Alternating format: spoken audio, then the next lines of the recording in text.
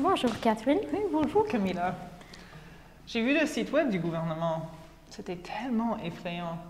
Au niveau d'un ménage, cette dette n'est pas sage. Ce qui n'est pas sage, c'est la façon dont le gouvernement se compare au ménage. Quand on fait des comparaisons qui ont de la valeur, cette dette nous fait beaucoup moins peur.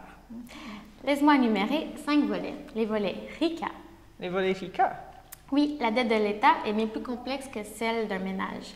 Pour l'illustrer, nous allons la décortiquer. Ah, donc R. R pour relativiser et richesse. On devrait relativiser la dette selon notre richesse. Oui. I. I pour investissement. Il y a une bonne dette, justement. On devrait considérer nos investissements. Effectivement. C. C pour comptabilisation. Il y a plusieurs manières de comptabiliser la dette. Yep. Oh. Un deuxième C. C pour créancier. Nos créanciers ne sont pas tous des banquiers. Non. A. A pour accumulation. La dette ne relève pas de nos dépenses uniquement. Camilla, explique-moi. Les détails du RICA. R pour richesse. Pourrais-tu diminuer mon stress? N'ayez pas peur. Je te fais une comparaison qui a de la valeur. Merci. Si on tient à comparer la dette à celle d'un ménage, on pourrait prendre par exemple une dette de 10 000 $. On s'entend que si tu n'as aucun revenu, cette dette est beaucoup plus importante que si tu as un revenu de 100 000 $. En effet, il est important de ne pas regarder le chiffre en tant que tel, mais de le relativiser avec les revenus. Mais cette comparaison a ses limites. On y revient dans les prochaines minutes. OK. I pour investissement. Il y a une bonne dette, justement. Fais-moi une autre bonne comparaison. Si j'avais à m'endetter pour m'acheter une propriété, celle-ci ne perdrait pas sa valeur, donc il ne faudrait pas avoir peur. La dette n'est pas une dépense au quotidien. Celle-ci est une dépense dans le long terme. Si on revient au ménage, lorsqu'on s'achète une maison, il est possible de la léguer à nos enfants. Dans ce sens, la dette du Québec est en grande partie constituée de l'investissement dans les infrastructures et services publics qui profiteront aussi les prochaines générations. Donc, ceux qui ont de la dette, on les culpabilise. Mais avec une bonne dette, on rentabilise. Donc, on devrait changer ce discours si on veut investir dans notre futur. C'est pour comptabilisation?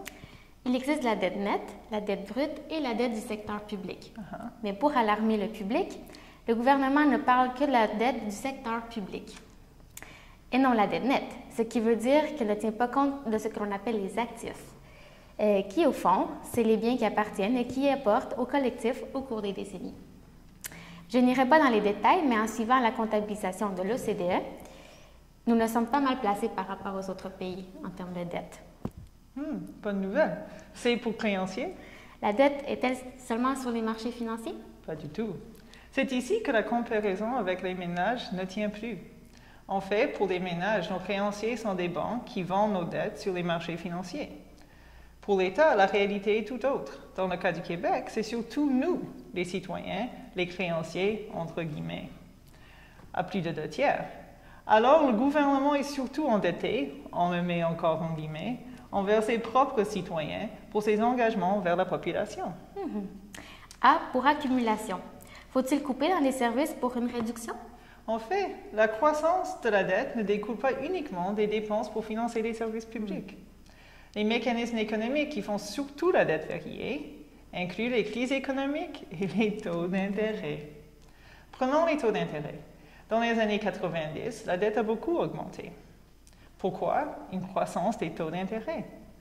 Alors, au lieu de s'empresser à tout repayer, il nous faut de la patience, attendant les meilleurs taux d'intérêt. On en a vu aussi des grandes hausses de la dette en 90 et après 2008. Pourquoi? Les retombées des crises économiques. Donc, pour aller au fond de l'enjeu, ce n'est pas l'équité qui est trop dispendieuse. Il faudrait plutôt mieux réglementer nos amis dans le secteur financier. Donc, avec le RICA, les mythes nous brisons. Richesse, investissement, comptabilisation, créanciers et accumulation.